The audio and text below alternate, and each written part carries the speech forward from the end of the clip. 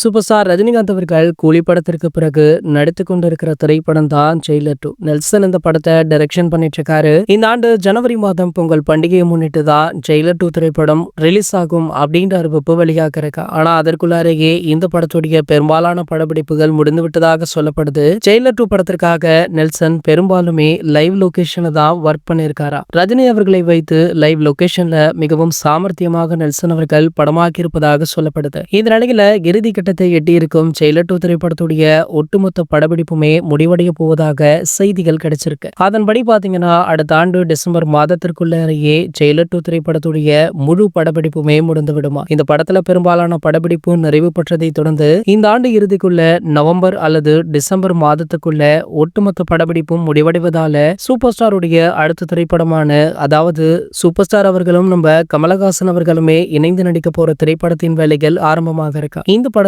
நம்ம லோகேஷ் கனகராஜ் அவர்கள் தான் டைரக்ஷன் பண்றாரு. சமீபத்துல தான் இந்த தகவல் உறுதியுமே செய்யப்பட்டிருக்கு. இதுல ஏகே ரசிகர்களுக்கு ஸ்பெஷலான விஷயம் ஒன்றுமே வைரல் ஆகிட்டு இருக்கு. அதாவது லோகேஷ் அவர்கள் ஒவ்வொரு படத்திலுமே ஒரு பக்காவான கெமியோ ரோல் ஒன்றை கொடுப்பாரு. அதுவுமே யாரும் எதிர்பார்க்காத நடிகராக களமிறக்குவாரு. அந்த வகையில பாத்தீங்கன்னா தற்போது லோகேஷ் உடைய அடுத்த திரைப்படத்துல அந்த கெமியோ ரோல் பண்ண போவது நம்ம அதிஸ் சார் அப்படின்ற ஒரு பேச்சு சமூக வலைதளங்கள்ல வைரலுமே ஆகிட்டு இருக்கு. கொஞ்ச நாட்களாகவே லோகேஷ் கனகராஜ் அவர்கள் அதிஸ் சாருடன் இணைந்து கூடிய விரைவில் ஒர்க் பண்ண போறேன் அப்படின்றத மறைமுகமாக சொல்லியிருந்தாரு. சோ அது இந்த படத்துல தான் அப்படின்றது கிட்டத்தட்ட உறுதியுமே செய்யப்பட்டிருக்கா. இது போன்ற சினிமா செய்திகளை பற்றி நீங்க உடனே தெரிஞ்சுக்க நம்ம சேனலை மறக்காம சப்ஸ்கிரைப் பண்ணிக்கோங்க.